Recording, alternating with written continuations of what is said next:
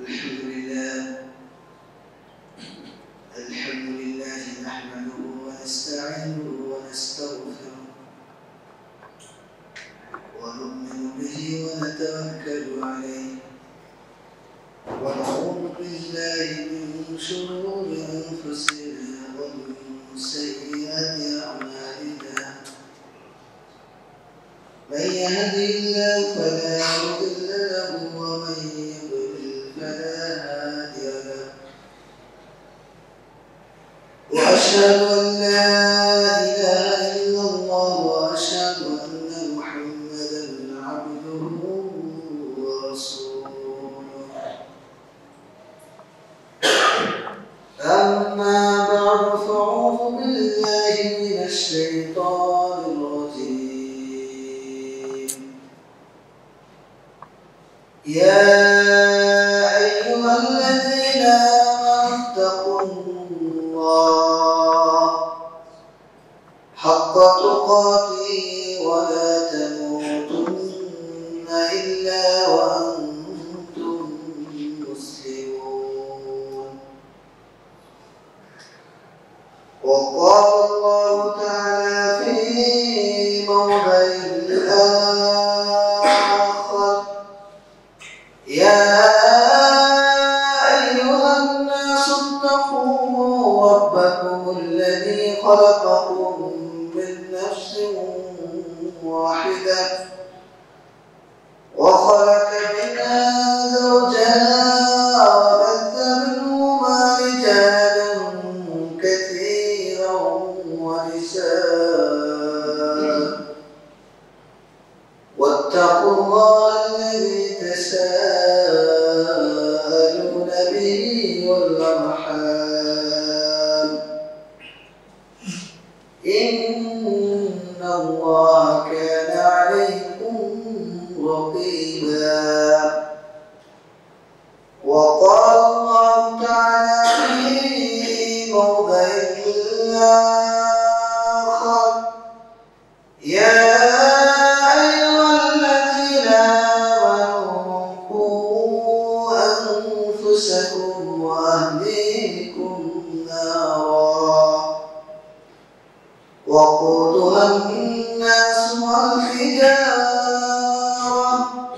عليها ملائكة غلاظ شداد لا يعصون الله ما أمرهم ويفعلون ما يؤمرون.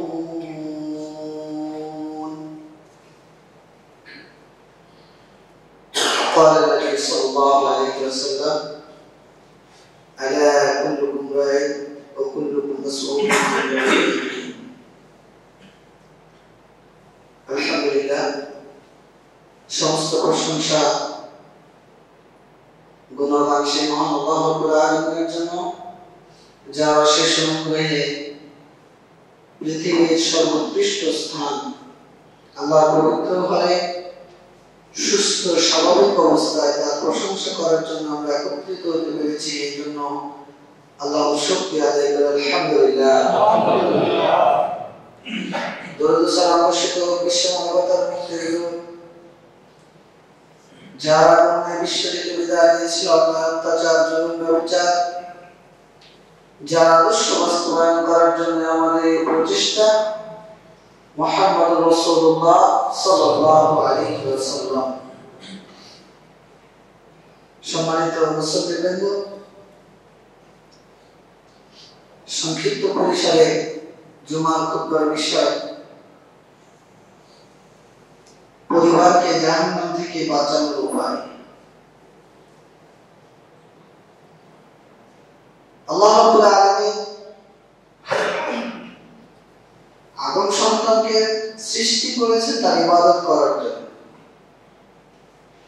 সূরা জারিয়াত 56 নম্বর আয়াত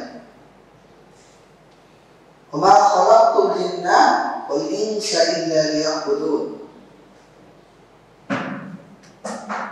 আল্লাহ বলছেন যে আমি মানুষ এবং জিন জাতিকে সৃষ্টি করেছি একমাত্র আমার ইবাদত করার জন্য। কার ইবাদত?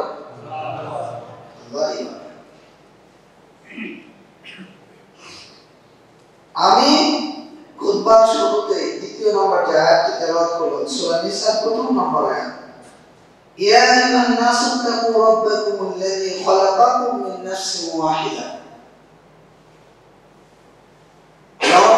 বলছেন হে লোক সকল, তোমরা সে আল্লাহকে ভয় করো যিনি তোমাদেরকে এক নাফস, একটা জীবন থেকে তোমাদেরকে সৃষ্টি করেছেন।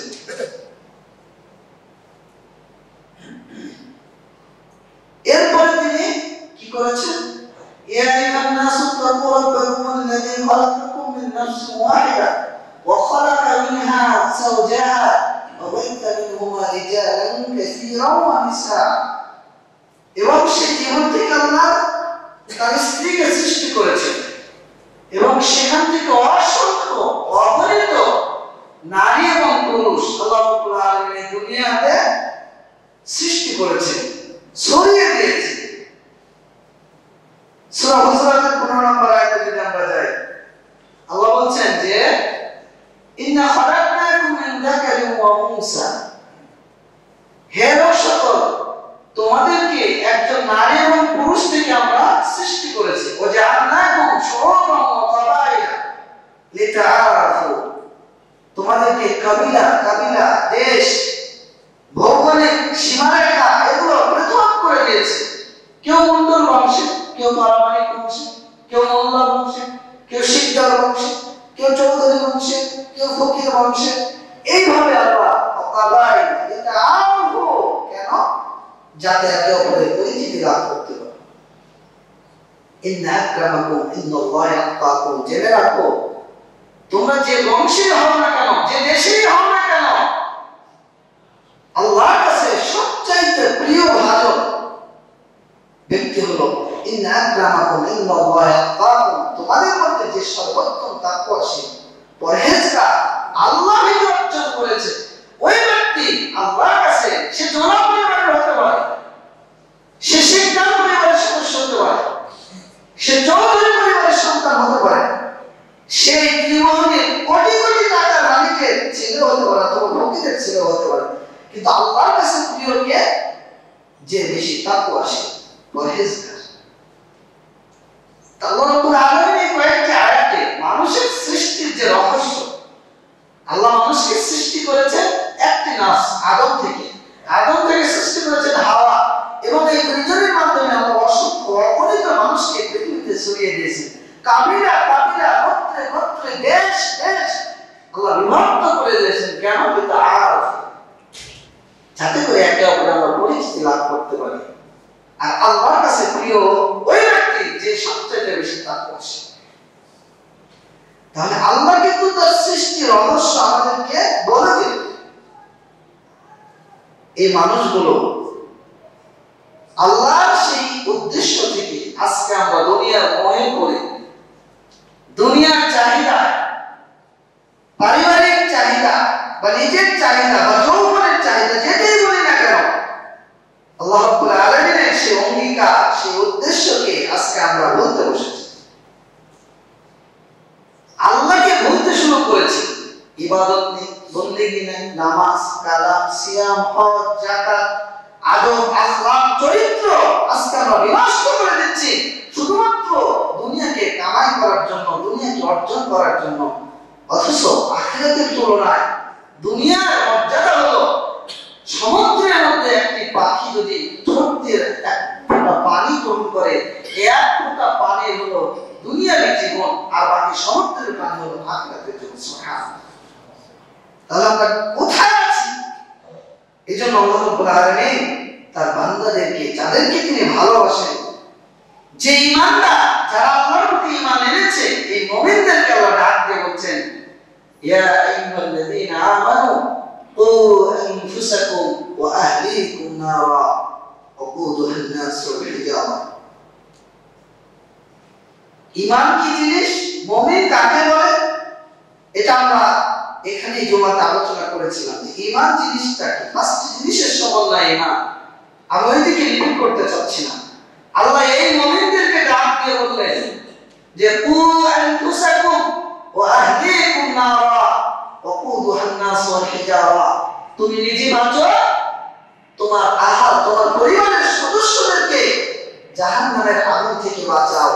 কারণ মানুষ এবং পাথর হবে জাহান্নামের ইন্ধন। জ্বালানি বোঝেন, কাঠ।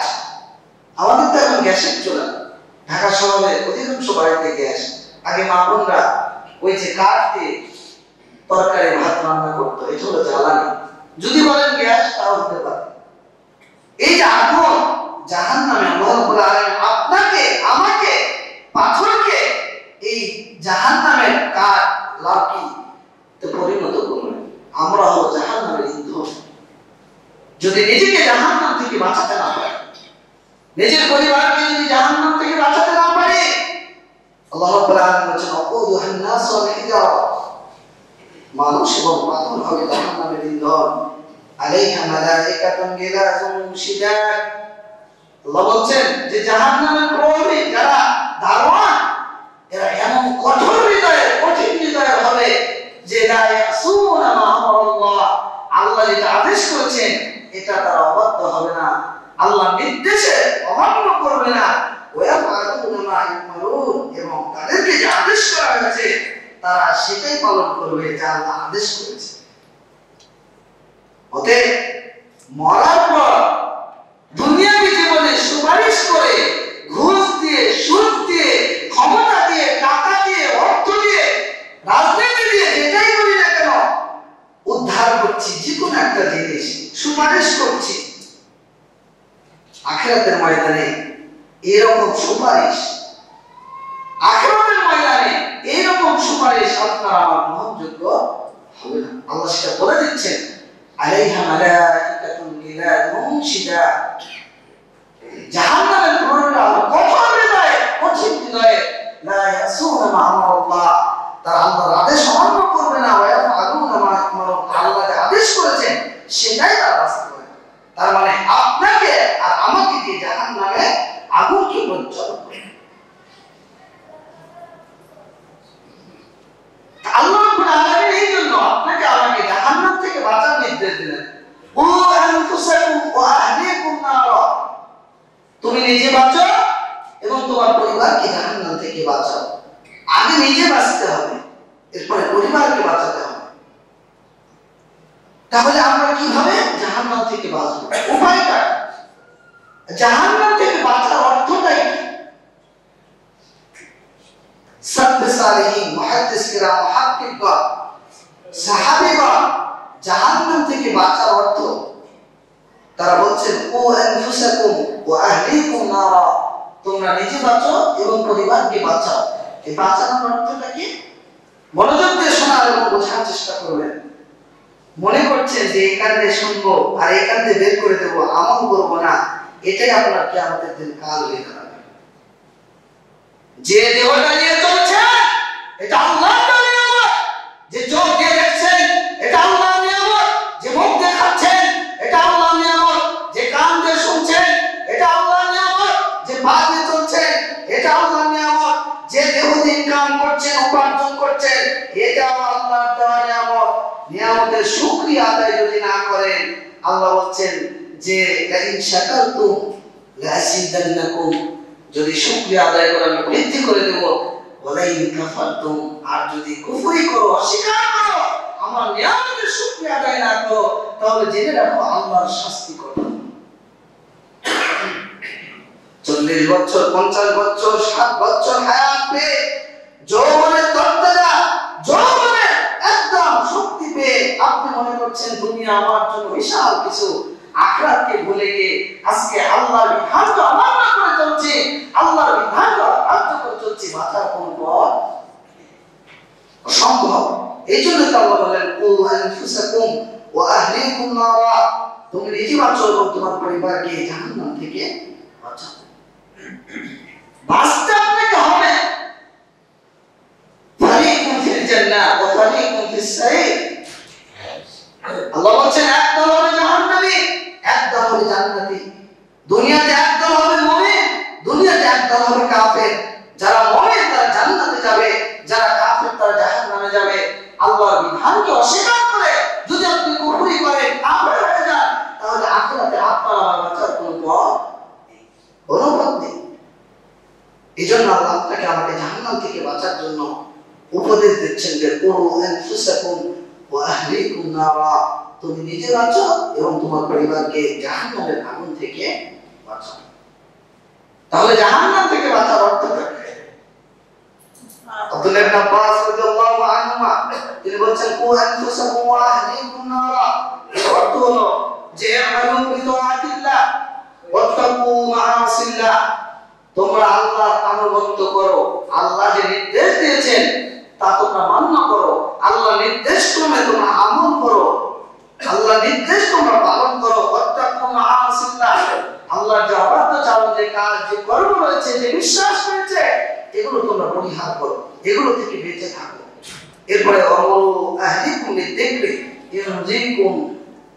ইউযিকুমুল্লাহু মিনান নার, আর তোমরা তোমাদের পরিবারকে আল্লাহর জিকির, আল্লাহর স্মরণে নির্দেশ প্রদান করো, তাহলে আল্লাহ রাব্বুল আলামিন তোমাদেরকে জাহান্নাম থেকে মুক্ত করবে। তাহলে কথা বলছেন কে? জুমার দিনে খুতবা চলাকালীন কথা বলা যায় না, কথা বলছেন কে? জুমার দিনে যদি কেউ কথা বলেন তার আমলটাও নষ্ট হয়ে যাবে, যার সঙ্গে কথা বলছেন তার আমলটাও নষ্ট হয়ে যাবে। ইমাম যদি নির্দেশ দেয় আপনি কথা বলার সুযোগ রয়েছে, ইমাম যদি জিজ্ঞাসা করে উত্তর দেওয়ার সুযোগ রয়েছে, নিজ চাহিদা অনুযায়ী কোনো কথা মসজিদে চলবে। তাহলে আপনারা বলছেন যে জাহান্নাম থেকে বাঁচার অর্থ হলো তোমরা আল্লাহর নির্দেশ মোতাবেক কাজ করো, আল্লাহ যে নিষেধ করেছেন এই নিষেধগুলো বর্জন করো, পরিবারকে আল্লাহর জিকির, আজকার, ইবাদতের নির্দেশ প্রদান করো, তাহলেই আল্লাহ তোমাদেরকে জাহান্নাম থেকে মুক্ত করবে। চলে যান মুজাহিদ রাহিমাহুল্লাহ, তিনি এতে ব্যাখ্যা করতে গিয়ে বলছেন ইত্তাকুল্লাহ ওয়া আউসু আহলিকুম বিতাকওয়াল্লাহ, তোমরা আল্লাহকে ভয় করো এবং পরিবারকে আল্লাহর তাকওয়া উপদেশ প্রদান করো। তাকওয়া মানে কি? তাকওয়া মানে হলো আল্লাহ ভীতি, আল্লাহর ভয়, আল্লাহ যা আদেশ করেছেন তা মান্য করা, আল্লাহ যা নিষেধ করেছেন তা বর্জন করা, এটা নাম হলো তাকওয়া, এটা নাম হলো আল্লাহ ভীতি। মনে করেন কাপড়ের চেয়ে কাপড় পরিধান পুরুষের জন্য হালাল না হারাম? হালাল না হারাম? হারাম, হারাম, হারাম। কেউ যদি কাপড়ের চেয়ে কাপড় পরিধান করে জাহান্নামের আগুনে জ্বলবে, আল্লাহ তার সঙ্গে কথা বলবেন না, আল্লাহ তাকে পবিত্র করবেন না, আল্লাহ রহমতের দৃষ্টিতে তাকাবেন না। এই যে চারটি কাজ ওই ব্যক্তির সাথে সংগঠিত হবে, এই ভয়ে আমি আপনি কোনোদিন কাপড়ের নিচে কাপড় পরবো না, এটার নাম হলো তাকওয়া। সালাত পরিত্যাগ করলে আখিরাতে কি আমাদের মুক্তি হবে না? হবে না? যদি আমি সালাতকে পরিত্যাগ করি আখিরাতে মুক্তি পাবো? পাবো মুক্তি? তাহলে আমি মনে করছি যে সালাতকে পরিত্যাগ করলে আমি আখিরাতে মুক্তি পাবো না, এই ভয়ে সালাতকে কোনোদিন পরিত্যাগ করবো না, এটার নাম হলো তাকওয়া। ওয়ালা তাকরাবুস জিনা মা যাহারা মিনহা ওয়া মা বাতান, তোমরা জিনার নিকট করতে হবে না, প্রকাশ্য আর অপ্রকাশ্য। আমি রাতের গহীন অন্ধকারে, কেউ নেই, মোবাইল দেখছি, ফেসবুক চালাচ্ছি বা ইউটিউবে কোন নগ্ন সিনেমা বা নাটক বা ফিল্ম, যেটাই বলি না কেন আমরা দেখছি, আমি অন্ধকার গহীনে ওই রাত্রিতে নগ্ন সিনেমা বা গান বাজনা শুনছি, টিভির সামনে নাটক দেখছি বা সিনেমা দেখছি, তাহলে আমি কি মনে করছি না যে আল্লাহ আমাকে দেখছেন? অবশ্যই আল্লাহ আমাকে দেখছেন। কেউ না দেখুক, এই যে আল্লাহ আমাকে দেখছেন এই ভয়ে এই কাজটা পরিত্যাগ করার নাম হলো তাকওয়া। মানে আল্লাহ যা আদেশ করেছেন তা মান্য করা, আল্লাহ যা নিষেধ করেছেন সেটা বর্জন করা। তো মুহাদ্দিসরা বলছেন যে ইত্তাকুল্লাহ ওয়া আউসু আহলিকুম বিতাকওয়াল্লাহ, তোমরা আল্লাহকে ভয় করো এবং পরিবারকে আল্লাহর তাকওয়া উপদেশ প্রদান করো, এটাই হলো কু আনফুসাকুম, জাহান্নাম থেকে বাঁচার অর্থ। চলে যান কাতাদা রাহিমাহুল্লাহ বলেন ইয়ামুরু বিতাআতিল্লাহ ওয়া ইয়ানহাউ আন মাসিয়াতিল্লাহ, তোমরা আল্লাহর নির্দেশ পালন করো এবং আল্লাহর অবাধ্যচারণ থেকে তোমরা নিষেধ করো, বিরত থাকো। ওয়া ইয়াকুম আলাইহি বিআমরিল্লাহ, পরিবারকে আল্লাহর নির্দেশের উপর প্রতিষ্ঠিত রাখো। ওয়া ইয়ামুরু বিহি, এবং আল্লাহর নির্দেশে, আল্লাহর শরীয়তের নির্দেশ তাদেরকে প্রদান করো। ওয়া ইউসাইদুহুম আলাইহি ফাইদা ওয়া মাসিয়াতা রাদাহুম ওয়া সাজারহুম আনহা, যখন পরিবারের সদস্যদের মধ্যে কোনো অন্যায়, পাপাচার, অনাচার, অসৎকর্ম, জাহিলিয়া লক্ষ্য করবে, তখন তাদেরকে ক্ষমা প্রদান করো এবং তাদেরকে প্রতিরোধ করো। মানে ধরেন আপনার বাড়িতে টেলিভিশন চলে, স্টার জলসা, জি বাংলা বা বাংলাদেশে ব্যবসা, উলঙ্গ, নগ্ন এই নর্তকী ব্যবসা মেয়েদের গান বাজনা, আপনার পরিবার ব্যস্ত, তারা গান বাজনা দেখছে, নাটক দেখছে, সিনেমা দেখছে, ফিল্ম দেখছে। তাহলে জাহান্নাম থেকে বাঁচার অর্থ হলো এই যে অন্যায়, পাপাচার, অনাচার আপনার পরিবারে সংগঠিত হচ্ছে, এগুলো থেকে ধমক দিতে হবে, প্রতিবাদ করে তুলতে হবে, যেন পরিবারে কোনো অশ্লীলতা, বেহায়াপনা, নগ্নতা চলতে না পারে। এটার নাম হলো জাহান্নাম থেকে বাঁচা, নিজে বাঁচা এবং পরিবারকে বাঁচা। আপনার সন্তান নেশাদার দ্রব্য পান করে, তাকে আপনাকে বিরত রাখতে হবে। আপনার স্ত্রী বেপরদায় চলে, তাকে আপনাকে বিরত রাখতে হবে। আপনার সন্তান সালাত করে না, তাকে সালাতের জন্য বাধ্য করতে হবে। এটার নাম হলো নিজে বাঁচা এবং পরিবারকে বাঁচানো। পরিবারের সদস্যদের মধ্যে যখনই কোনো অন্যায়, পাপাচার পরিলক্ষিত হবে, সঙ্গে সঙ্গে ধমক দিতে হবে এবং প্রতিরোধ করতে হবে। যেটা করা যাবে না, এটা চলবে না, এটা অন্যায়, এটা পাপাচার, এটা অশ্লীলতা, এটা নোংরামি, এটা নগ্নতা, এগুলো আল্লাহ নিষেধ করেছেন, এগুলো বর্জন করতে হবে। এটার নাম হলো কু আনফুসাকুম, নিজে বাঁচো, পরিবারকে বাঁচো।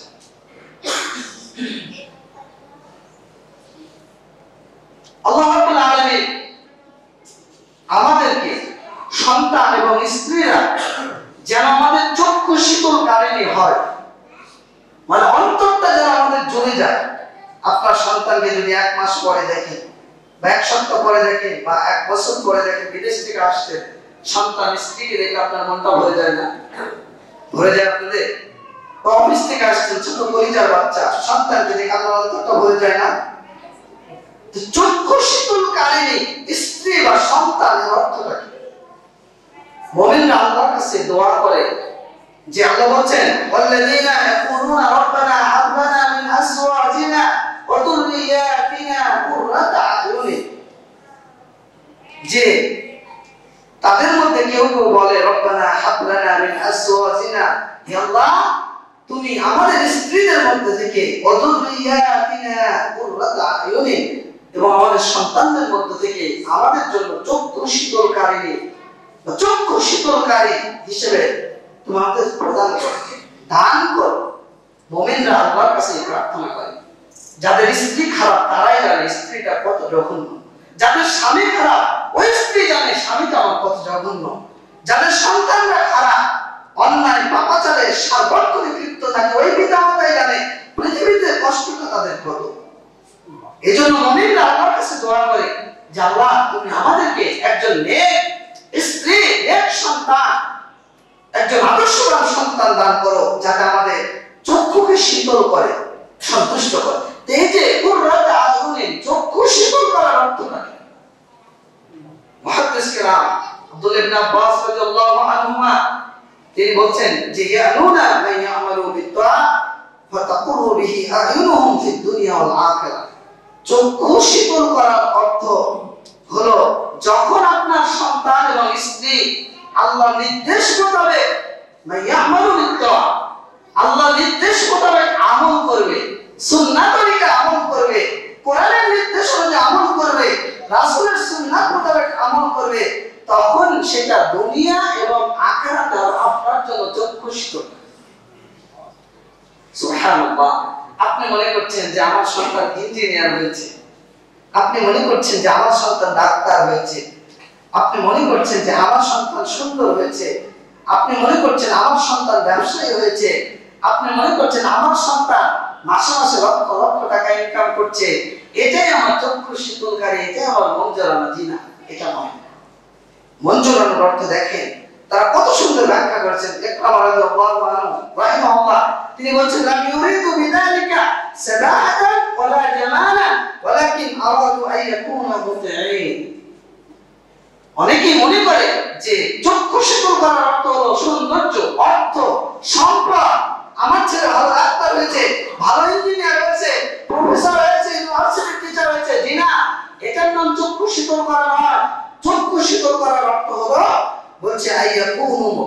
মুতিঈন, তার অনুগত হবে। কার অনুগত হবে? আল্লাহ। কার অনুগত হবে? আল্লাহ। কোন বিধানের নিকট অনুগত হবে? আল্লাহ এবং তার রাসূল। সন্তানটা যখন আল্লাহর ইবাদত করবে, সালাত যথাসময়ে আদায় করবে, তখন আপনার অন্তরটা প্রশান্তি পাবে। স্ত্রী যখন আল্লাহর নির্দেশ মোতাবেক চলার চেষ্টা করবে, তখন আপনার অন্তরটা শীতল হবে, তখন আপনার চোখটা জ্বলে যাবে। এটার নাম হলো কুররাতুল আইন। অন্তর শীতলকারী, প্রশান্তি অর্জনকারী স্ত্রী এবং সন্তান। তো সালাফিরা এটা কামনা করতেন, সাহাবীরা এটা কামনা করতেন যে আমার সন্তান এবং স্ত্রীরা যেন হয় কুররাতুল আইনে, আমার অন্তরকে জুড়িয়ে দেয়, মনটা গলিয়ে দেয়। কিভাবে? আল্লাহর অনুগত। কেন আপনি চাইবেন? আপনি কেন চাইবেন যে আপনার সন্তান, আপনার স্ত্রী অনুগত হোক? আপনি কেন তাদের বিধান, আল্লাহর বিধান তাদের উপর প্রয়োগ করবেন? কারণ আল্লাহ রাব্বুল আলামিন আপনাকে আমাকে নির্দেশ দিয়েছেন যে তাআওয়ানু আলাল বিররি ওয়াত তাকওয়া ওয়া লা তাআওয়ানু আলাল ইসমি ওয়াল উদওয়ান। তোমরা পরস্পরকে ভালো কাজে একে অপরকে সহযোগিতা করো, তোমরা পাপাচার, অনাচার, অশ্লীল কর্ম, বেহায়াপনা, নোংরামি একে অপরকে সহযোগিতা করো না। আল্লাহ রাব্বুল আলামিন সূরা মাইদা 2 নম্বর আয়াতে এই কথাটি ব্যক্ত করছে যে পরস্পরকে ভালো কাজে সহযোগিতা করো, পাপাচার, অশ্লীল কর্মে পরস্পরকে সহযোগিতা করো না। আপনি যে পরিবারে অশ্লীলতা, নোংরামি, আমি তো ভাষাটা এটা ব্যবহার করি যে প্রত্যেকটা পরিবারের মধ্যে, অধিকাংশ পরিবারের মধ্যে নোংরামি ঢুকে গিয়েছে। পরিবারটা এখন যৌনাচারের ক্ষেত্র তৈরি হয়েছে। পরিবারটা একটা মানে কি বলবো, জেনার কারখানা তৈরি হয়েছে। কিভাবে? আপনার বাড়িতে স্টার জলসা চলে, জি বাংলা চলে, বা বাংলাদেশের রম্য উলঙ্গ মেয়েদের গান বাজনার আসর চলে, তার মানে ডিসেন্টলি না, টেলিভিশন আপনার বাড়িতে রয়েছে, আপনি টাকা দিচ্ছেন, আপনি সহযোগিতা করছেন, আপনি লাইনটা দিয়ে দিয়েছেন যাতে আমার স্ত্রী সন্তান দেখে। সেখান থেকে কি হচ্ছে? আপনার স্ত্রী চোখ দিয়ে দেখে চোখের জেনা করছে, মন দিয়ে দেখে মনের জেনা করছে, অন্তরের জেনা করছে, হাতের জেনা করছে। করতে করতে এক পর্যায়ে যখন আপনি অনুপস্থিত, আমি অনুপস্থিত, তখন পরপুরুষের সঙ্গে পরকীয়া লিপ্ত হচ্ছে। আপনার সন্তান কি করছে? যখন ছোটবেলা থেকে আপনার সঙ্গে টেলিভিশন থেকে আসক্তি হচ্ছে, ওই যে টেলিভিশন সামার মধ্যে গান বাজনা, মদ, জুয়া, নেশা, এগুলো তারা আসক্ত হয়ে পড়ছে, তারাও সেই নেশাটা গ্রহণ করছে। ওই যে সামার মধ্যে যে প্রেম কাহিনী, একে অপরের সাথে ভালোবাসার যে বন্ধন, নষ্টামে, আপনার সন্তানরা সেগুলো শিখছে। আপনার সন্তান কি করছে? আমার সন্তান কি করছে? ওই রম্য উলঙ্গ ব্যবসায়ীদেরকে তারা মডেল হিসেবে, আদর্শ হিসেবে নিজেকে নিজের আদর্শ করে তাদের পরিহিত যে পোশাক, সেই পোশাক তারা কেনার জন্য মার্কেটে চলে যাচ্ছে। তাহলে প্রসেসটা করবো কি? আপনি, আমি, পরিবারের পার্ট। এই জন্য তারা বললেন ও আনফুসাকুম, আল্লাহ বলেন ওয়ালা তাআওয়ানু আলাল ইসমি ওয়াল উদওয়ান, পরস্পরকে পাপাচার, অনাচারে সহযোগিতা করো না। যদি আপনি করতে হবে এই সুযোগটা তৈরি না করতেন, তাহলে তারা আদৌ কোনোদিন সম্ভব ছিল না। তার মানে যত পাপ হবে আপনার হবে, যত পাপ হবে আপনার হবে, যত পাপ হবে আপনার হবে, কারণ আপনি মাধ্যম, সুযোগ তৈরি করে দিয়েছে। বাঁচার কোনো পথ আপনার নেই, আমার নেই। মনে করছেন যে দুনিয়াতে এসেছি, যা মন চাচ্ছে তাই করবো, যেভাবে চলা উচিত সেভাবে চলবো। জেনে রাখেন আপনি একজন কর্তা। পৃথিবীতে প্রত্যেক মানুষ দায়িত্বশীল, প্রত্যেক দায়িত্বশীল স্ব দায়িত্ব সম্পর্কে আপনাকে জিজ্ঞাসা করা হবে। আজকে আমি মসজিদের ইমাম, আমি ওলামাদের দায়িত্বশীল। এই মসজিদের সুন্নাহ বিরোধী কোনো কথা, কোরআন সুন্নাহ বিরোধী কথা যদি আমার মুখ থেকে বের হয়ে যায়, কিয়ামতের দিন আমাকে জবাব দিতে হবে। আপনাদের ইমাম সাহেব সারা মাস ব্যাপী, সারা বছর ব্যাপী তিনি দায়িত্বশীল, দায়িত্ব যদি অবহেলা করে তাকে আল্লাহর কাছে জবাব দিতে হবে। এই মসজিদে যিনি সভাপতি মুতাওয়াল্লি, এই মসজিদে কোনো অনাচার, পাপাচার যদি হয়ে থাকে, তাহলে তাকে আল্লাহর কাছে জবাব দিতে হবে। আপনি পরিবারের প্রধান দায়িত্বশীল, পরিবারের মধ্যে কোনো অনাচার, পাপাচার যদি সংঘটিত হয়, আপনার বাঁচার কোনো পথ। এদেশের প্রধানমন্ত্রী, এদেশের দায়িত্বশীল, ঢাকার মেয়র, ঢাকার দায়িত্বশীল, একজন ডিসি জেলার দায়িত্বশীল, একজন ওসি থানার দায়িত্বশীল, প্রত্যেক দায়িত্বশীল স্ব দায়িত্ব সম্পর্কে আল্লাহর কাছে জবাব দিতে হবে, বাঁচার কোনো পথ নেই। মনে করছেন স্ত্রী যা মন চায় তাই করুক, সন্তান যা ইচ্ছা তাই করুক, আমি বলার কেউ নই, আমি দেখার কেউ নই, আখিরাতে বাঁচতে পারবেন না। আল্লাহ রাব্বুল আলামিন তার রাসূলের মাধ্যমে জানিয়ে দিচ্ছেন। ইবনে ওমর রাদিয়াল্লাহু আনহু থেকে বর্ণিত সহিহ বুখারীর দ্বিতীয় খণ্ড প্রথম খণ্ডের 2554 নম্বর হাদিস, আল্লাহ রাসূল বলেন, আলা কুল্লুকুম রাইন ওয়া কুল্লুকুম মাসউলুন আন রাইয়াতি, জেনে রাখো তোমরা প্রত্যেকই দায়িত্বশীল, আর স্ব দায়িত্ব সম্পর্কে তোমাদেরকে জিজ্ঞাসা করা হবে। আপনি আপনার স্ত্রীকে কিভাবে চলতে নির্দেশ দিয়েছেন, সুযোগ দিয়েছেন, সন্তানকে কিভাবে প্রতিপালন করেছেন, আল্লাহর কাছে প্রত্যেকটা কর্মের জবাব দিতে হবে।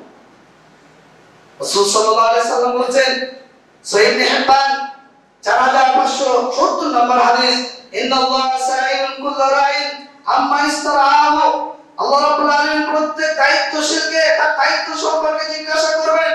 আহকাজা আম দাইয়া, সে কি দায়িত্ব যথাযথ পালন করেছে না সেটাকে বিনষ্ট করেছে। হাত্তা ইয়াসআলা রাজুলা আন আহলি বাইতি, এমন কি পরিবারের যে প্রধান তাকেও আল্লাহ জিজ্ঞাসা করবেন তার পরিবার সম্পর্কে, সন্তান কোথায় যায়, কি করে, সালাত পড়েছে কিনা। আপনি তো 10 বেলা খেতে দিচ্ছেন, সন্তান অসুস্থ হলে আপনি অস্থির হয়ে যান যে আমার সন্তান অসুস্থ, ঢাকা মেডিকেল সবচেয়ে শিশু বিশেষজ্ঞ ভালো কে রয়েছে, আমার স্ত্রী অসুস্থ, সবচেয়ে গাইনিক বিশেষজ্ঞ কে রয়েছে, আমার সন্তানকে ইঞ্জিনিয়ার বা ডাক্তার বানাতে হবে, ঢাকার সবচেয়ে ভালো কলেজ কোনটি, আমার সন্তানকে বিবাহ দিতে হবে, ভালো পরিবার কোনটি, আমার সন্তানকে চাকরির ব্যবস্থা করতে হবে, জমি বিক্রি করে হলেও একটা তার কর্মসংস্থান তৈরি, সব দায়িত্ব আপনি পালন করছেন, কিন্তু দিনের দায়িত্ব কতটুকু পালন করছেন, আখিরাতের দায়িত্ব কতটুকু পালন করেছেন, একটু চিন্তা করে দেখেন তো। যে স্ত্রীর প্রতি, সন্তানের প্রতি, পরিবারের প্রতি কতটুকু আমি দায়িত্ব পালন করেছি আর কতটুকু অবহেলা করেছি। আজ পর্যন্ত আমি তাকে নির্দেশ দিয়েছি কিনা, আজ পর্যন্ত আমি তাকে বাধ্য করেছি কিনা, আজ পর্যন্ত আমি তার উপর আল্লাহর বিধানগুলো কার্যকর করেছি কিনা, নিজেকে একটু প্রশ্ন করেন তো যে কতটুকু করেছি। রাসূল সাল্লাল্লাহু আলাইহি সাল্লাম বলেন, সহিহ বুখারীর দ্বিতীয় খণ্ডের 5188 নম্বর হাদিস, কুল্লুকুম রাইন ওয়া কুল্লুকুম মাসউলুন, জেনে রাখো তোমরা প্রত্যেকই দায়িত্বশীল, স্ব দায়িত্ব সম্পর্কে জিজ্ঞাসা করা হবে। এদেশের প্রধানমন্ত্রীকে এদেশের রাষ্ট্র সম্পর্কে জিজ্ঞাসা করা হবে, এদেশের রাষ্ট্রপতিকে এদেশের রাষ্ট্র সম্পর্কে জিজ্ঞাসা করা হবে। আপনি সরকারি চাকরিজীবী, যার অধীনে রয়েছেন, আপনার চাকরি সম্পর্কে জিজ্ঞাসা করা হবে। আপনি ব্যবসায়িক পার্টনার একজন কর্মচারী, আপনার মালিকের অধীনে আপনি রয়েছেন, আপনাকে জবাব দিতে হবে। আপনি মসজিদের একজন মুসল্লি, মসজিদের যদি কোনো ক্ষতি হয় আপনাকে জবাব দিতে হবে। আপনি পরিবারের একজন সদস্য, পরিবার সম্পর্কেও আপনাকে জবাব দিতে হবে, বাঁচার কোনো পথ নেই। কুল্লুকুম রাইন ওয়া কুল্লুকুম মাসউলুন, প্রত্যেকই দায়িত্বশীল, স্ব দায়িত্ব সম্পর্কে আল্লাহ জিজ্ঞাসা করবেন। ফালিমামু রাইন ওয়া মাসউলুন, একজন দেশের রাষ্ট্রনায়ক, একজন দেশের শাসক, দেশের দায়িত্বশীল, দেশ সম্পর্কে তাকে প্রশ্ন করা হবে। ওয়ারাজুলু রাইন আলা আহলিহি, একজন পুরুষ পিতা, সন্তানের বাপ, পুরুষ মানুষ, তিনি হলেন পরিবারের দায়িত্বশীল, পরিবারের সমস্ত কর্মকাণ্ড সম্পর্কে তাকে প্রশ্ন করা হবে। ওয়া মাসউলুন, তিনি জিজ্ঞাসিত হবেন। স্বামীর অনুপস্থিতিতে স্ত্রী হলেন পরিবারের প্রধান। স্বামী যখন চাকরিতে চলে যায়, ব্যবসাতে চলে যায়, বাইরে যায়, বিদেশে যায়, তখন স্বামীর অনুপস্থিতিতে একজন স্ত্রী হলেন পরিবারের প্রধান কর্তৃক। তিনি তার পরিবার সম্পর্কে আল্লাহর কাছে জিজ্ঞাসিত হবেন। আমি চাকর, একজন মালিকের অধীনে চাকরি করি, সরকারি চাকরিজীবী, সরকারের অধীনে চাকরি করি, আমিও দায়িত্বশীল, আমার মালিকের স্ব দায়িত্ব আমাকে আল্লাহর কাছে বুঝিয়ে দিতে হবে। আলা ফাকুল্লুকুম রাইন ওয়া কুল্লুকুম মাসউলুন, জেনে রাখো তোমরা প্রত্যেকই দায়িত্বশীল, আর স্ব দায়িত্ব সম্পর্কে আপনাকে আমাকে জিজ্ঞাসা করবে। আমার বয়স 30 বছর, আল্লাহ আমাকে জিজ্ঞাসা করবেন 30 বছর হায়াত দিয়েছি, কোন দিকে কোন সময় কিভাবে ব্যয় করেছিস, প্রত্যেকটা মুহূর্তের জবাব আমাকে দিতে হবে। ইবনে আব্বাস রাদিয়াল্লাহু আনহু ইবনে মাসউদ রাদিয়াল্লাহু আনহু থেকে বর্ণিত আল্লাহ রাসূল সাল্লাল্লাহু আলাইহি সাল্লাম বলেন যে বান্দাকে পাঁচটি প্রশ্নের জবাব না দেওয়া পর্যন্ত কিয়ামতের ময়দানে সামনে অগ্রসর করতে দেওয়া হবে না, পিছনে অগ্রসর হতে দেওয়া যাবে না, ওখানে স্থিরভাবে দাঁড়িয়ে থেকে আল্লাহর কাছে জবাব দিতে হবে। আলমরি ফিমা আফনাউ, আমার বয়স সীমা, আমি একজন দায়িত্বশীল আব্দুল্লাহ হিসেবে, আপনি আব্দুল্লাহ হিসেবে 40 বছর পেয়েছেন, 50 বছর পেয়েছেন, 60 বছর পেয়েছেন, 70 বছর পেয়েছেন, 20 বছর পেয়েছেন, প্রত্যেকটা দিন প্রত্যেকটা মুহূর্ত কোন পথে অতিবাহিত করেছেন, আপনার যৌবনকে কোন পথে ব্যয় করেছেন, আল্লাহর কাছে আপনার বয়সের হিসাব দিতে হবে। ওয়ান শাবাবিহি ফিমা আবলাহু, আমার যৌবন সম্পর্কে আল্লাহ প্রশ্ন করবেন, যৌবনটা কোন পথে অতিবাহিত করেছে। আজকে যুবক ভাইরা, আজকে যুবতী বোনেরা যৌবনে সেই তারুণ্য তো তাদের মানে কি বলবো, যৌবনকে তারা বিপথে ব্যয় করে চলছে। মিডিয়াতে তো আমরা দেখতে পাচ্ছি ওদের কোথাকার পরিমণি আরো অনেক এই প্রতিটা ব্যবসা হয়েছে আজকে আমাদের আদর্শ। প্রত্যেকটা ছেলেমেয়ে নিয়ে এই চরিত্রহীন নম্র এই প্রতিতলার সদস্যরা আজকে আপনার আমার মডেল। কোন নায়ককে আপনি মডেল ভাবেন, কোন নায়িকাকে আপনি মডেল ভাবেন, আপনার স্ত্রী আপনার বোন মডেল ভেবে জাহান্নামকে নিজের জন্য ক্রয় করে দিচ্ছে। যৌবন সম্পর্কে আল্লাহ জিজ্ঞাসা করবেন, জবাব সেদিন দেব কি? যে পথে অর্জন করেছেন সম্পদ, যে পথে ব্যয় করেছেন সম্পদ, আল্লাহ আপনাকে প্রশ্ন করবেন, জবাব দেবেন কি যে আব্দুল্লাহ হালাল না হারাম কোন পথে ইনকাম করেছো, লক্ষ লক্ষ কোটি কোটি টাকা, আর কোন পথে ব্যয় করেছো, আজকে আমাকে হিসাব দাও। হিসাব না দিয়ে কিয়ামতের দিন বাঁচতে আমি পারবো না। এই যে এলেন খুতবার মাধ্যমে, বই পুস্তকের মাধ্যমে, ইমামের মাধ্যমে যেটাই আমরা শ্রবণ করছি, শরীয়তের কথা, রাসূলের কথা, এই কান্দে শুনে এই কান্দে বের করে দিচ্ছি, কিয়ামতের দিন বাঁচার কোনো পথ নেই। আপনি শুনেছেন টাকনুর নিচে কাপড় পরিধান হারাম, হারাম, হারাম, এরপরেও আপনি টাকনুর নিচে কাপড় পরেন, কিয়ামতের দিন বাঁচতে পারবেন না। আপনি জানেন নিষেধাজ্ঞা দ্রব্য হারাম, হারাম, হারাম, আপনি এরপরেও নিষেধাজ্ঞা দ্রব্য পান করেন, কিয়ামতের দিন আপনি বাঁচতে পারবেন না। আপনি জানেন অশ্লীলতায় লিপ্ত হারাম, এরপরে আপনি যৌনচারে লিপ্ত হন, বাড়িতে স্টার জলসা জীবাংলা সার্বক্ষণিক আপনি চালু রেখেছেন, অন্যায় অপকর্মের মধ্যে আপনি লিপ্ত রয়েছেন, আখিরাতে বাঁচতে পারবেন না, কারণ আপনি শুনেছেন এটা হারাম, হারাম, হারাম। আপনি জানেন সালাতকে পরিত্যাগ করা হারাম। বান্দা যখন মারা যাবে কবরে প্রথম প্রশ্ন করা হবে সালাত সম্পর্কে। যদি সালাতের হিসাব সঠিক হয়, সব হিসাব সঠিক হবে, সব হিসাব সঠিক হবে, সহজ হয়ে যাবে। যদি সালাতের হিসাব কঠিন হয়ে যায় তাহলে বাঁচার কোনো পথ নেই। এরপরেও আপনি সালাত পড়েন, কারণ এই কান্দে শুনেছেন, এই কান্দে বের করে দিয়েছেন। কিয়ামতের দিন আল্লাহ প্রশ্ন করবেন, তুমি যে ইলমটা অর্জন করেছিলে, যা জেনেছিলে, এই জানা অনুযায়ী আমল কতটুকু করেছো? কি জবাব দেবেন? একটু নিজেকে প্রশ্ন করেন তো, যে আমি আমার বয়স হয়েছে 40 বছর, 40 বছর আমি কোন পথে ব্যয় করলাম, দেখে একটু চিন্তা করে তো আল্লাহর কাছে হিসাবটা দেব। মরতে তো হবে আপনাকে, আপনার বাপ বাঁচেনি, দাদা বাঁচেনি, পরদাদা বাঁচেনি, তার উপরে যত রয়েছে সব বিদায় নিয়েছে, আপনাকেও নিতে হবে। কিন্তু কবরে গিয়ে আল্লাহর প্রশ্নের জবাব দেবেন, একটু চিন্তা করেন।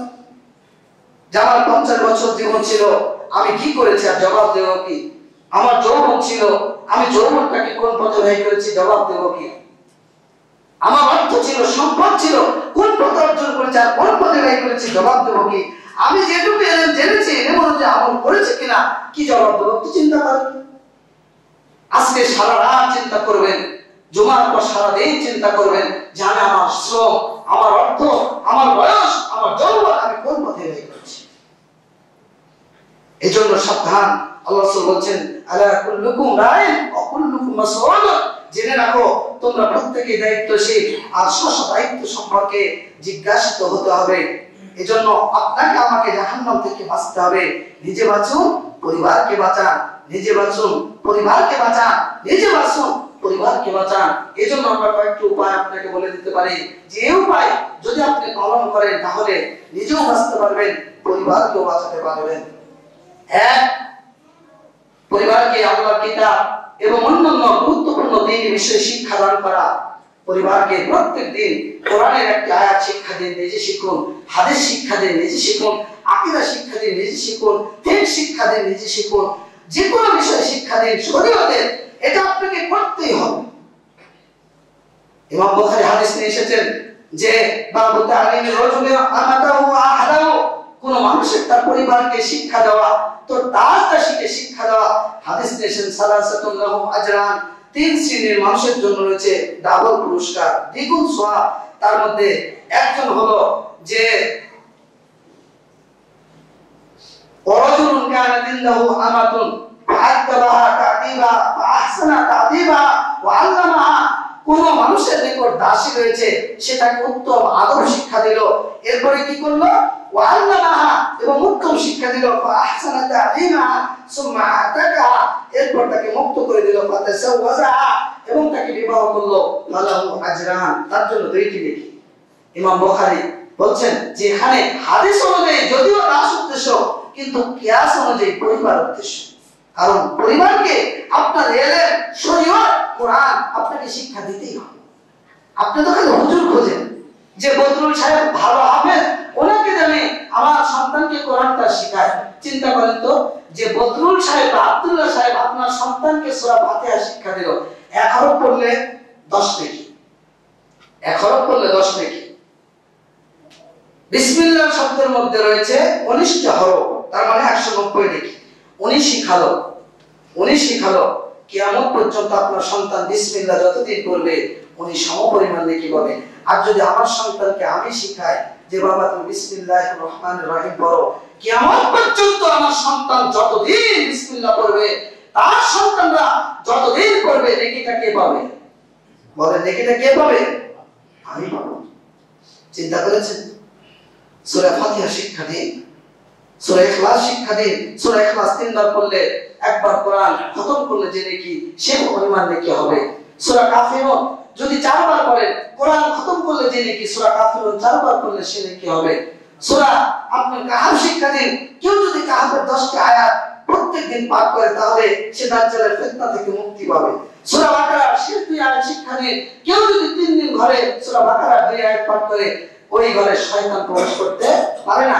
আয়াতুল কুরসি শিক্ষা দিন, কেউ যদি ফরজ সালাতের পর আয়াতুল কুরসি পাঠ করে, তাহলে জান্নাতে যাওয়ার জন্য তার আর কোনো পর্দা বাকি থাকে না। সুবহানাল্লাহ। এই শিক্ষাটা যদি আপনি দেন, তাহলে উপকারটা আপনার না আমার? নিজেকে প্রশ্ন করেন তো, যে দুনিয়া শিখাইছেন, ব্যবসা শিখাইছেন, কলেজ শিখাইছেন, স্কুল শিখাইছেন, কিন্তু বাচ্চাকে কোরআন শিখাইছেন কয়দিন? হাদিস শিখাইছেন কয়দিন? ফিকহ শিখাইছেন কয়দিন? এখন তো বাংলায় অনুবাদ বের হয়েছে সবগুলো। চেষ্টা করেন, আখিরাতে বাঁচতে পারবেন না। আখিরাতে বাঁচার কোনো পথ আমার আপনার নেই। সাহাবীরা, মহিলারা আল্লাহ রাসূলের কাছে এসে বলতেন, আমাদের জন্য একটা দিন নির্ধারণ করুন, আমাদেরকে ওয়াজ করুন, শিক্ষা দিন।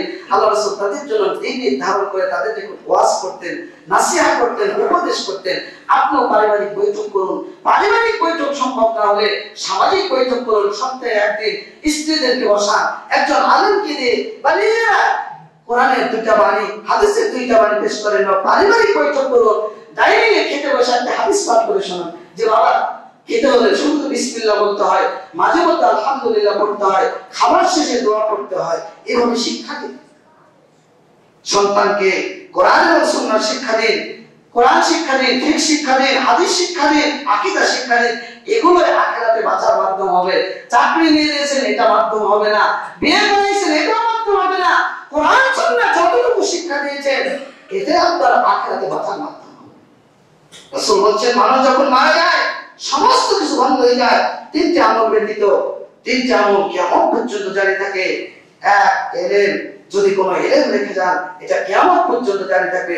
সাদকায়ে জারিয়া, মসজিদ করে দিয়েছেন, মসজিদে টাকা দিয়েছেন, জমি দিয়েছেন, মরা পর্যন্ত, কিয়ামত পর্যন্ত আপনি নেকি পেতেই থাকবেন। সুবহানাল্লাহ। যত মানুষ এই মসজিদে সালাত করবে, আপনি নেকি পেতেই থাকবেন। একটা গাছ দিয়েছেন, ছায়া পাচ্ছে লোকজন, যতদিন আপনি কিয়ামত না হবে, আপনি নেকি পেতেই থাকবেন। এগুলো হলো চরমান সাদকায়ে জারিয়া। এরপরে 2য় নাম্বার, শরীয়তের ফরজ বিষয়গুলো বাধ্যতামূলক করা। আপনি আপনি সন্তানের সব দায়িত্ব বহন করছেন, স্ত্রীর সব দায়িত্ব বহন করছেন, কিন্তু বুক খুলে একদিনও বলার সাহস হয়নি তোমাকে সালাত পড়তেই হবে। একদিন নয় 10 দিন বলেন। এই জন্য রাসূল সালাতের ব্যাপারে বলেছেন মুরু আওলাদাকুম বিসসালাহ ওয়া হুম আবনাউ সাবঈ সিনিন। সন্তান যখন 7 বছর হয় ওকে সালাতের প্রশিক্ষণ দাও, কারণ ওর সালাত ফরজ হয়নি তখন। প্রশিক্ষণ দেওয়ার অর্থ কি জানেন? আপনি বারবার কানের কাছে বলছেন আব্বু সালাত পড়ো, আব্বু সালাত পড়ো, আম্মু সালাত পড়ো, সিয়াম করো। কেন? ও ট্রেনিং প্রাপ্ত, ও ট্রেনিং নিচ্ছে। 3 বছর ট্রেনিং নেওয়ার পর রাসূল বলেন যখন 10 বছর হবে ও যদি সালাত না করে ওকে প্রহার করো। কয়দিন প্রহার করেছে?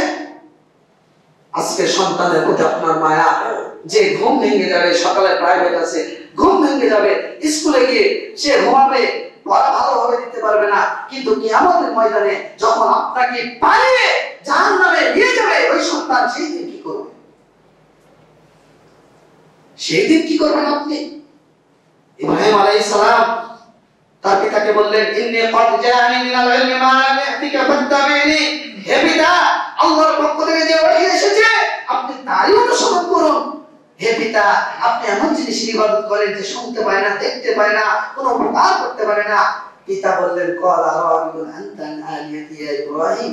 ইব্রাহিম তুমি কি ধর্ম থেকে হয়েছো? ইল্লাম তানতাহি, যদি পথ পরিহার না করলে আর জুমান্নাকা, আমি পাথর দ্বারা তোমার মাথাকে চূর্ণ করে দেব। পিতা ইব্রাহিমের কথা শুনলো না। রাসূল সাল্লাল্লাহু আলাইহি ওয়াসাল্লাম বলছেন কিয়ামতের দিন ইব্রাহিম দাঁড়িয়ে থাকবেন, ইব্রাহিমের সামনে তার পিতা কাদাযুক্ত শরীর নিয়ে তার সামনে ছটফট করতে থাকবে। ইব্রাহিম আলাইহিস সালাম আল্লাহর কাছে ফরিয়াদ করবেন যে আল্লাহ তুমি আমাকে ওয়াদা করেছো তুমি আমাকে অপমানিত করবে না। আল্লাহ তুমি আমাকে ওয়াদা করেছো তুমি আমাকে অপমানিত করবে না। আজকে এই দৃশ্য এর চাইতে অপমান আমার জন্য কি হতে পারে? আল্লাহ রাব্বুল আলামিন ইব্রাহিমকে জবাব দিয়ে বলবেন ইব্রাহিম আমি এটা ওয়াদা করেছি যে আমি কাফিরকে জান্নাত দেব। ইব্রাহিমের সামনে সৃষ্টি উল্টা করে জাহান্নামে আজমকে নিক্ষেপ করা হবে। বলেন তো একজন সন্তানের সামনে পিতার দৃশ্য মেনে নিতে পারে একজন নবী? আপনি যে মায়ায় যে ওসিলা আজকে সন্তানকে সালাতের জন্য বাধ্য করছেন না, ডাকছেন না ফজরে, তাকে সালাতের প্রশিক্ষণ দিচ্ছেন না, ওই সন্তানই কিয়ামতের দিন আপনার জাহান্নামের কারণ হবে। সেই দিন কি করবেন? এই মায়া আপনার কোথায় থাকবে? এই সরলা। অতএব সাবধান, এগুলো ব্যাপারে সতর্ক হন।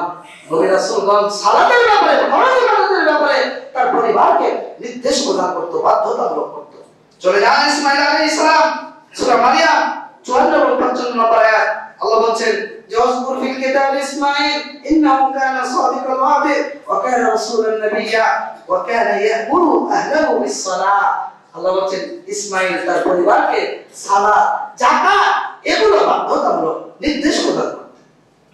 পড়তেই হবে, অবশ্যই পড়তে হবে। আল্লাহ রাসূল সাল্লাল্লাহু আলাইহি সাল্লাম সম্পর্কে আল্লাহ রাব্বুল আলামিন বলেন যে আমরু আহলাকা বিস-সালাহ ওয়াসতামির আলাইহা। হে মুহাম্মদ সাল্লাল্লাহু আলাইহি সাল্লাম আপনি আপনার পরিবারকে সালাতের নির্দেশ প্রদান করুন এবং সেটার উপরে অটল থাকুন। আপনি কতটুকু করছেন? আপনি কতটুকু করেছেন? স্ত্রীকে কতটুকু নির্দেশ দিয়েছেন? সন্তানকে কতটুকু নির্দেশ দিয়েছেন? যে সন্তানকে আপনি ইবাদতের জন্য বাধ্য করেন না, যে সন্তানকে শরীয়তের ব্যাপারে বাধ্য করেন না, মরার পরেও ওই সন্তানের দোয়া আপনার কপালে জুটবে? অবশ্যই জুটবে না, অবশ্যই জুটবে না। রব্বির হামহুমা কামা রাব্বায়ানি সাগীরা। ওই সন্তান আপনার জন্য দোয়া করবে না। আল্লাহ রাব্বুল আলামিন জান্নাতে পিতামাতার মর্যাদা বৃদ্ধি করে দেবেন। পিতামাতা প্রশ্ন করবে, অবাক হয়ে যাবে, এত মর্যাদার কাজ আমরা করিনি। আল্লাহকে প্রশ্ন করবে যে আল্লাহ এটা কেন, এত মর্যাদা কিসের জন্য আমাকে দিচ্ছ বা আমাদেরকে দিচ্ছ? তখন পিতামাতা বলবে যে হে আল্লাহ বলবেন পিতামাতাকে তোমরা জানো না ওই যে সন্তান রেখে এসেছিলে তোমরা, ওই সন্তান তোমাদের জন্য ইস্তেগফার করেছে, তোমাদের জন্য ক্ষমা ভিক্ষা চেয়েছে, আর এই কারণে আজকে আমি তোমাদেরকে মর্যাদা বৃদ্ধি করে দিচ্ছি। সুবহানাল্লাহ। সন্তানকে যদি আদর্শ সন্তান করে তুলতে না পারেন ওই সন্তান আপনার কোনো উপকারে আসবে না, ওই সন্তান আপনার জন্য ইস্তেগফার করবে না। এই জন্য সন্তানকে বাধ্য করুন, স্ত্রীকে বাধ্য করুন ইবাদতের ব্যাপারে। এরপরে তৃতীয় নাম্বার, পারিবারিক জীবনে ইবাদতের চর্চা অব্যাহত রাখুন। রাসূল সাল্লাল্লাহু আলাইহি সাল্লাম ইবাদত নিজে করতেন না, শুধু পরিবারের উপর চর্চা করতেন, অব্যাহত রাখতেন। যখন রমজান মাস আসতো, আয়েশা রাদিয়াল্লাহু আনহা বলছেন যে ইদা দাখালাল আশরু আহইয়া লাইলা, আল্লাহ রাসূল রমজান মাসে তিনি নিজে জাগতেন, ওয়াইকাযা আহলাউ, পরিবারকে জাগাতেন এবং নিজে ইবাদত করতেন, পরিবারকে ইবাদত করাতেন। এরপর উম্মে সালমা রাদিয়াল্লাহু আনহা বলছেন যে ইস্তাইকাযা লাইলাতান, আল্লাহ রাসূল একদিন রাত্রিতে উঠলেন এবং বললেন সুবহানাল্লাহ, আল্লাহ পবিত্র, আজকে রাতে কত ফিতনায় না অবতরণ হলো। আল্লাহ রাসূল সাল্লাল্লাহু আলাইহি সাল্লাম বলছেন যে আয়েশা রাদিয়াল্লাহু আনহা বলেন যে ইউসাল্লি মিনাল লাইল, আল্লাহ রাসূল রাত্রিতে সালাত আদায় করতেন। ফাইদা আওতারা, যখন বিতরের সময় হতো তিনি আয়েশাকে ডাকতেন আর বলতেন কুমি ফাউতিরি ইয়া আয়েশা, আয়েশা ওঠো ওঠো, বিতর আদায় করো, বিতর আদায় করো। স্ত্রীদেরকে এইভাবে ডাকতেন। রাসূল সাল্লাল্লাহু আলাইহি সাল্লাম বলছেন রাহিমাল্লাহু রাজুলান ক্বালা মিনাল লাইল, আল্লাহ ওই পুরুষের প্রতি, ওই স্বামীর প্রতি রহম করুন যে রাত্রিতে জাগ্রত হয় এবং নিজে সালাত আদায় করে, স্ত্রীকে ডাকে, যদি উঠতে অস্বীকার করে একটু পানির ছিটা মুখের উপর ছিটিয়ে দেয়। আল্লাহ ওই স্ত্রীর প্রতি রহম করুন যে রাত্রিতে জেগে ওঠে, সালাত আদায় করে এবং তার স্ত্রী স্বামীকে ডাকে, যদি স্বামী জাগ্রত হতে অলসতা করে তাহলে পানি যেন একটু ছিটিয়ে দেয়, কারণ তাকে সালাত পড়তে হবে। আল্লাহ ওই স্বামীর জন্য দোয়া করেছেন, ওই স্ত্রীর জন্য দোয়া করেছেন। আপনি নিজেকে প্রশ্ন করেন তো যে আমি আমার স্ত্রীকে কয়দিন করেছি, আমি আমার সন্তানকে কয়দিন করেছি। আপনার স্ত্রী নিজেকে প্রশ্ন করুন যে আমি আমার স্বামীর জন্য কয়দিন এই কাজটি করেছি। সারা রাত টেলিভিশন দেখে আরামের ঘুম, ফজরের নাম নেই, 9টা 10টার সময় আরাম থেকে ঘুম থেকে উঠছে। আপনি হলেন অলস, আপনি হলেন অসুস্থ, আপনি হলেন প্রতিবন্ধী। এটা আল্লাহর ভাষা, রাসূলের ভাষা। যারা ফজরে ওঠে শক্তিশালী, সুন্দর ফুরফুরে মেজাজে ওঠে, আর যারা ফজরে ওঠে না এরা অলস, অসুস্থ, এরা সকাল পায়, এরা সকাল পায়। আপনি তো ওই প্রকৃতির মানুষ। এরপরে 4 নাম্বার, পারিবারিক জীবনে পরিবার সম্পর্কে, পরিবারের সদস্যদেরকে প্রশংসিত চরিত্র, লজ্জাশীলতা, ক্ষমার গুণ, যেগুলো ভালো গুণ, এগুলো শিক্ষা দিন। সন্তানকে বলুন প্রত্যেকদিন 1 টাকা করে হাতে দিন, পকেট থেকে 10 টাকা বের করে বাবা মসজিদে দিও, বাবা ফকিরকে দিও, বাবা মিসকিনকে দিও। এই শিক্ষাটা আপনি দেবেন, নেকিটা আপনি পাবেন। আপনি মরে যাবেন, আপনার সন্তান আমলটা জারি রাখবে, আপনার সন্তান আপনার সন্তানের সন্তানদেরকে শিখাবে, আমল আপনার জারি থেকে যাবে। সুবহানাল্লাহ। সন্তানকে শিখা, ক্ষমার গুণ শিখা, বাবা ক্ষমা করতে হয় মানুষকে, সালাম দেওয়া শিখা, আপনি সালাম দিতে হয়। একজন সন্তান যদি আপনাকে সালাম দেয় কেমন লাগবে? আপনার মন, কেউ যদি এসে বলে যে অমুকের সন্তান এত ভদ্র, এত ভালো, আপনার মনটা আনন্দে ভরে যাবে। এটাই হলো কুররাতু আইন, অন্তরের শীতলতা, চক্ষু শীতলকারী সন্তান এবং স্ত্রী। অতএব এই সন্তান তৈরি করুন, এই স্ত্রী তৈরি করুন, ক্ষমার গুণ, ভালো উত্তম চরিত্র তাদের মধ্যে গঠন করার চেষ্টা করুন। কোন অসৎ চরিত্র, কোন নোংরা চরিত্র সন্তান স্ত্রী তৈরি করেন। এটা দুনিয়াতেও আপনার লাঞ্ছনার কারণ হবে, আখিরাতেও আপনার লাঞ্ছিত হওয়ার মাধ্যম হবে। বাঁচার কোনো পথ নেই। এরপরে আপনি পরিবারকে অপরাধীদের ভয়াবহতা এবং তাদের পথ অবলম্বন সম্পর্কে সতর্ক করুন। নেশাদ্রব্য পান করলে কি হবে, বেপরদায় চললে কি হবে, অশ্লীল পথে চললে কি হবে, পাপাচার করলে কি হবে, এগুলো অপরাধ জগৎ সম্পর্কে তাদেরকে সতর্ক করুন। দেখেন আপনার সন্তান গান বাজনা শোনে, আপনিও শোনেন, পরিবারে গান বাজনা চলে, আপনিও দেখেন, সন্তানও দেখে। আমি কবে একদিন আমার এক আত্মীয়র বাসায়, যে রিসেন্টলি একটা খবর সামনে চলে গেছে, খবর চলছে, দেখলাম খবরের মধ্যে অ্যাড চলে আসলো কন্ডোমের। আমি কথাটা বলেই ফেললাম, স্ত্রী সন্তানকে নিয়ে আপনি টেলিভিশন দেখছেন, উলঙ্গ গান, সিনেমা, ড্যান্স, চিত্র, এই যে জিনিসগুলো দেখছেন, আপনি তো আপনার সন্তানকে শিখাচ্ছেন। আমি আমার সন্তানকে শিখাচ্ছি, গান শুনছি, নিজের পরিবারকে শোনাচ্ছি। আল্লাহ রাব্বুল আলামিন এই গান বাজনা এবং বাদ্যযন্ত্রের ভয়াবহতা উল্লেখ করে কোরআনে নির্দেশ প্রদান করেছে, ওয়ামিনান নাস মান ইয়াসতারি লাহুল হাদিস লিয়ুযিল্লা আন সাবিলিল্লাহি বিগাইরি ইলম ওয়া ইয়াত্তাখিযা হুজওয়া উলাইকা লাহুম আযাবুন মুহিন। যারা গান বাজনায় ব্যস্ত থাকে, আল্লাহ বলেন যে এদের জন্য রয়েছে যন্ত্রণাদায়ক শাস্তি। সহ্য করবেন? দুনিয়ার জীবনটা অল্প, আখিরাতের সীমাটা অনেক, আখিরাতে বাঁচার কোনো পথ নেই। এখনই তওবা করুন, ইস্তেগফার করুন, এগুলো পরিহার করুন। এই ভয়াবহতা নিজে সতর্ক হন, নিজের সন্তানকে সতর্ক করুন। বেপরদা আল্লাহ বলছেন অকান্নাতি বুয়ুতিকুন্না ওয়ালা তাবাররুজনা তাবাররুজাল জাহিলিয়াতিল উলা, হে নারী সকল জাহিলি সমাজের নোংরা নারীদের মতো তোমরা বের হয়ে না, চলাচল করো না। আপনি পরিবারে দায়ুস, পরিবারে অশ্লীলতা বিরাজ করছে, স্ত্রী বেপরদা হয়ে পিঠ বের করে পরপুরুষের সামনে ঘুরছে, আপনি কিছুই বলেন। তিন শ্রেণীর মানুষ জান্নাতে যাবে না, তিন শ্রেণীর মানুষ জান্নাতে যাবে না, তিন শ্রেণীর মানুষ জান্নাতে যাবে না। দায়ুস, যে পরিবারে অশ্লীলতা বিরাজ করার সুযোগ দেয়, যে পরিবারে বেপরদা বেহাপনা নোংরামি করার সুযোগ দেয়, ও দায়ুস ও জান্নাতে যাবে না, ও দায়ুস ও জান্নাতে যাবে না, ও দায়ুস ও জান্নাতে যাবে না। নিশাদ্রব্য পানকারী ও জান্নাতে যাবে না, নিশাদ্রব্য পানকারী বিড়ি, সিগারেট, আলাপাতা, জর্দা, হেরোইন, গাঁজা, তামাক যত নেশাদ্রব্য রয়েছে, মাসকারা কাসীরুহু ফাকালিলু হারাম, যার অধিক পরিমাণ হারাম তার অল্প পরিমাণ হারাম। যারা নেশাদার দ্রব্য পান করে, অনেক মুসল্লি আছে সালাতও পড়ে আবার বিড়িও খায়। সুবহানাল্লাহ বলবেন, বলেন সুবহানাল্লাহ। মুখে দাড়ি পাঞ্জাবি পরে বিড়ি মারছে, কি আরাম। দীর্ঘদিন পর ঢাকাতে আসলাম, কালকে বাস টার্মিনালে এক হোটেলে বাস দাঁড়ায়, দাঁড়ানোর মতো জায়গা পাচ্ছি না, মানে যেখানে দাঁড়াচ্ছি সেখানে বিড়ি আর সিগারেট। কি ভয়াবহ অবস্থা। মুদমিনুল খামার, নিশাদার দ্রব্য পানকারী ও জান্নাতে যাবে না, ও জান্নাতে যাবে না, ও জান্নাতে যাবে না। জাহান্নামে, ওই জাহান্নামের রক্ত পুষ এগুলো তার হবে খাদ্য। আপনাকে আমাকে যদি নিশাদার দ্রব্য পানকারী হয়, তাহলে আমার জন্য আপনার জন্য রয়েছে এই খাদ্য। অতএব সাবধান হয়ে যান, এগুলো ব্যাপারে সতর্ক হয়ে যান, এগুলো ব্যাপারে সাবধানতা অবলম্বন করুন। সাত, অন্যায় কাজ থেকে পরিবারকে রক্ষা করার চেষ্টা করুন।